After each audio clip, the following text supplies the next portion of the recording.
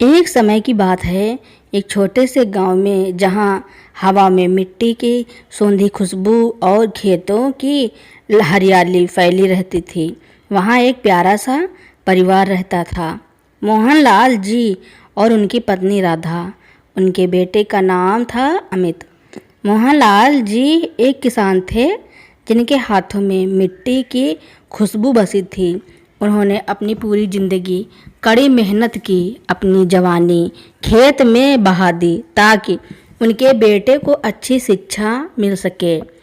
राधा जी ने भी घर घर काम करके पाई पाई जोड़ी ताकि अमित को कोई कमी ना हो। उनके त्याग और प्रेम की बदौलत अमित एक बड़ा इंजीनियर बन गया और शहर में एक अच्छी नौकरी मिल गई। अमित की शादी हुई प्रिया से, जो एक पढ़ी लिखी और आधुनिक विचारों वाली लड़की थी। शुरू में सब कुछ अच्छा था, लेकिन जैसे जैसे अमित की कमाई बढ़ी वैसे वैसे उसका मन भी बदलता गया।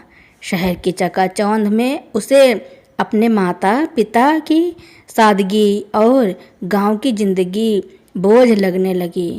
प्रिया भी उसी तरह सोचने लगी।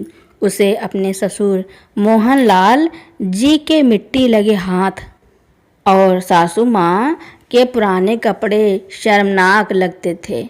अमित, ये लोग हमारे साथ शहर में क्यों आए हैं? हमारे दोस्त क्या सोचेंगे? प्रिया ने एक रात अमित से कहा। अमित ने भी सहमति में सिर हिलाया। हाँ प्रिया, मुझे भी अब शर्म आती है। इनकी बातें गांव जैसी हैं और हमारा रहन सहन अब अलग है। धीरे धीरे मोहनलाल जी और राधा का घर में मान सम्मान कम होता गया। उन्हें एक छोटे से स्टोर रूम में रहने के लिए कहा गया, जहां हवा तक ठीक से नहीं आती थी। उनका खाना भी अलग कर दिया गया। अमित और प्रिया उन्हें बचा खुचा खाना देते और उन पर हर बात के लिए चिल्लाते। तुमने मेरे लिए क्या किया है? अपनी ज़िंदगी बर्बाद की और अब चाहते हो कि हम तुम्हारी सेवा करें? अमित अक्सर गुस्से में कहता। मोहनलाल जी की आंखों में आंसू आ जाते। बेटा, हमने तो तुम्हारे लिए सब कुछ किया। हमारी ज़िंदगी तुम्हारे लिए ही तो थी। राधा जी का दिल टूट जाता था, लेकिन वे चुप रहती थी। मोहनलाल जी की कमर और झुक चुकी थी और राधा जी को गठिया का दर्द सताने लगा था। लेकिन प्रिया उनसे घर का सारा काम करवाती, झाड़ू पोछा बर्तन कपड़े। अगर काम में थोड़ी भी कमी रहती तो प्रिया का गुस्सा फूट पड़ता। तुम जैसे बूढ़े लोग किस काम के हो? बस एक बोझ हो। एक दिन राधा जी के हाथ से चाय की कप गिर गई। प्रिया गुस्से से पागल हो गई। उसने राधा जी पर गर्म चाय फेंक दी, जिससे उनकी त्वचा जल गई। राधा जी दर्द से चीखीं, लेकिन कोई उनकी मदद को नहीं आया। अमित ने भी अनदेखा कर दिया। इस परिवार में एक उम्मीद की किरण थी। अमित और प्रिया का बेटा अंशुल। अंशुल अपने दादा दादी से बहुत प्यार करता था। दादाजी उसे रामायण की कहानियाँ सुनाते थे और दादी उसे प्यार से खाना खिलाती थी, चाहे खुद भूखी ही क्यों न हो। अंशुल ने अपने माता पिता का अत्याचार अपनी आँखों से देखा था और उसका दिल रोता था। मम्मी, आप दादी पर क्यों चिल्लाती हैं? दादाजी को क्यों मारते हैं? एक दिन उसने अपनी माँ से हिम्मत करके पूछा। प्रिया ने उसे थप्पड़ मारा। चुप रहो, तुम अभी बच्चे हो, तुम्हें नहीं समझ आएगा। लेकिन अंशुल ने मन में ठान लिया था कि वह कुछ करेगा। एक दिन अंशुल ने अपनी टीचर से बात की। उसने बताया कि उसके घर में क्या क्या होता है। टीचर एक समझदार और दयालु महिला थी। उन्होंने अंशुल की बात सुनी और कहा, अंशुल, यह बहुत गलत है, हमें कुछ करना होगा। टीचर ने एक एनजीओ से संपर्क किया जो बुजुर्गों की मदद करता था। इसी बीच अत्याचार और बढ़ गया। अमित और प्रिया ने मोहनलाल जी को घर से बाहर निकालने का फैसला कर लिया। अब तुम दोनों बाहर रहोगे। हम नया घर खरीद रहे हैं जहां हमें कोई शर्मिंदगी ना हो, अमित ने कठोरता से कहा। मोहनलाल जी और राधा जी ने गिड़गिड़ाया, रोए, लेकिन कोई फ़ायदा नहीं हुआ। उसी रात उन्हें बारिश में घर से बाहर निकाल दिया गया। अंशुल ने अपने दादा दादी को एक पुराने मंदिर के पास ढूंढा। वह उन्हें देखकर रो पड़ा।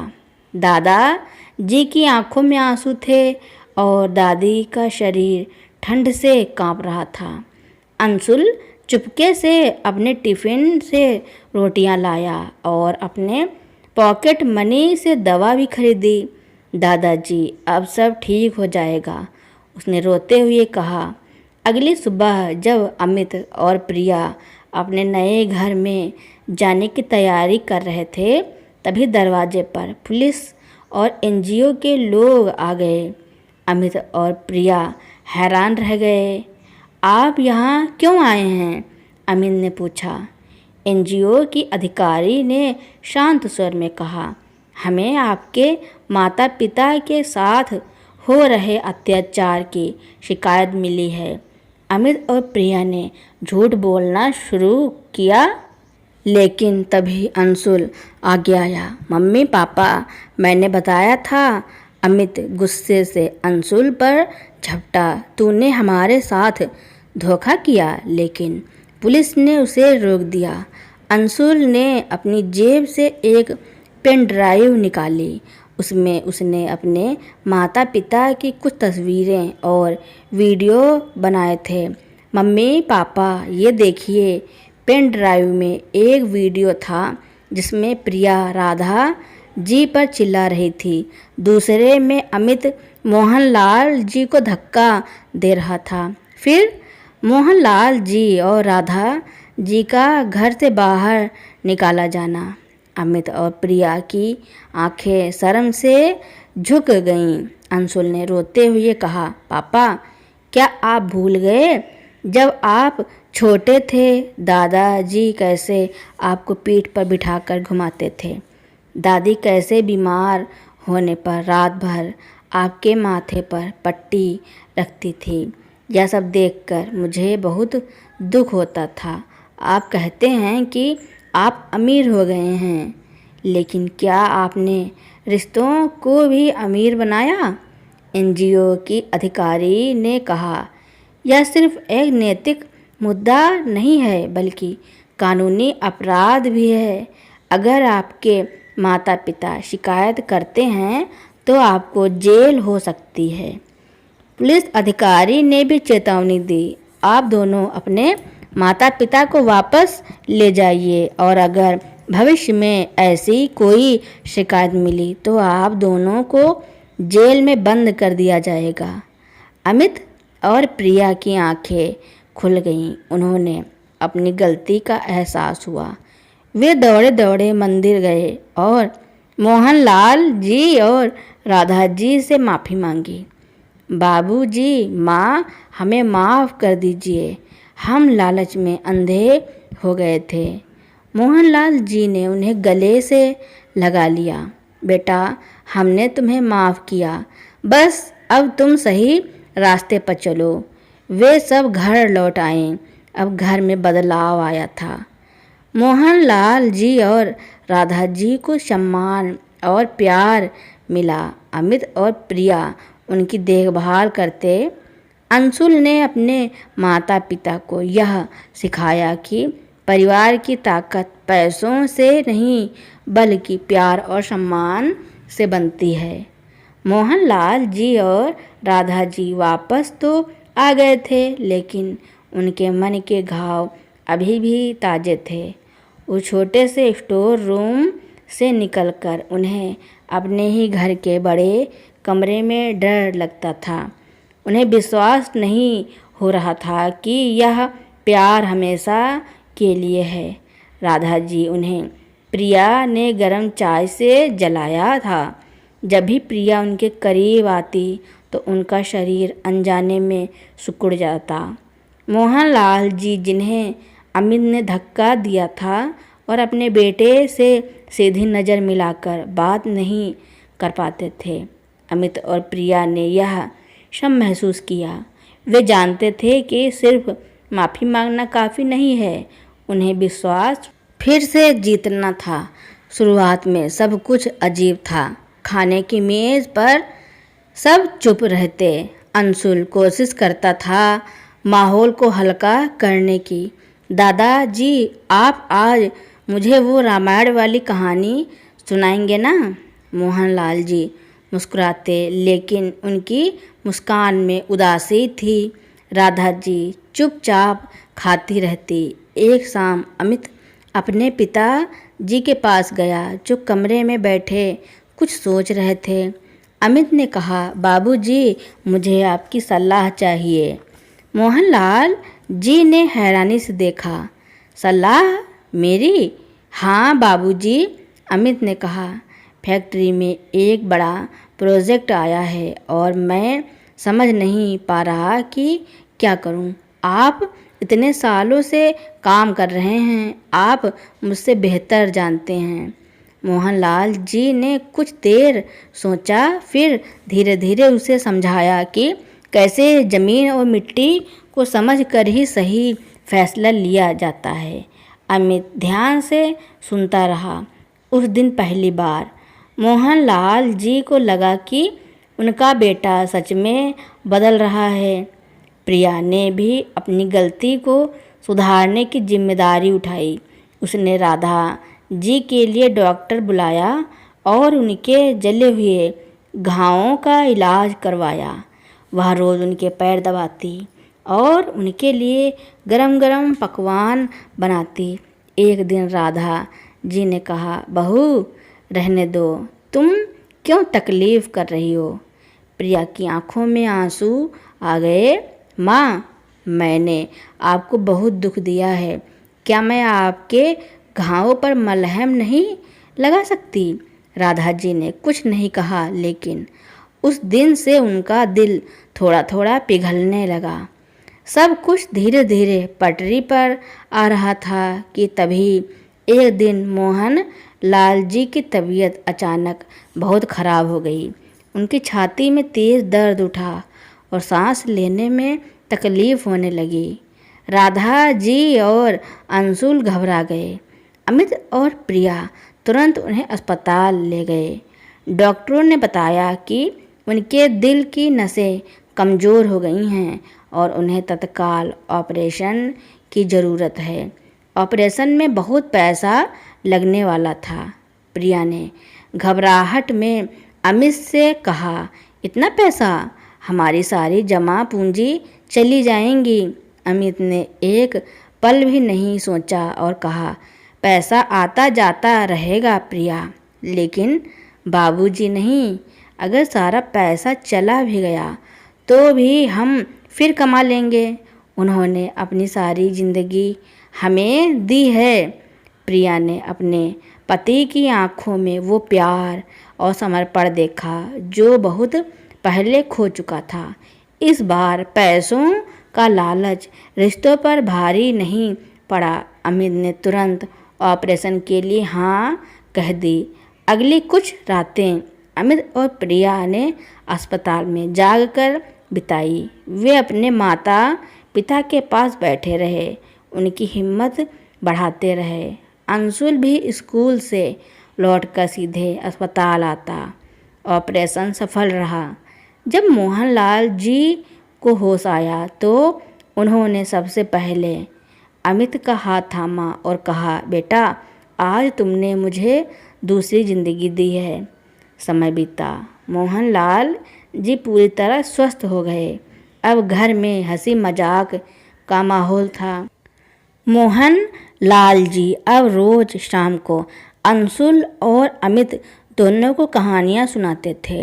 राधा जी और प्रिया मिलकर रसोई संभालती। अब कोई किसी से ज़बरदस्ती काम नहीं करवाता था।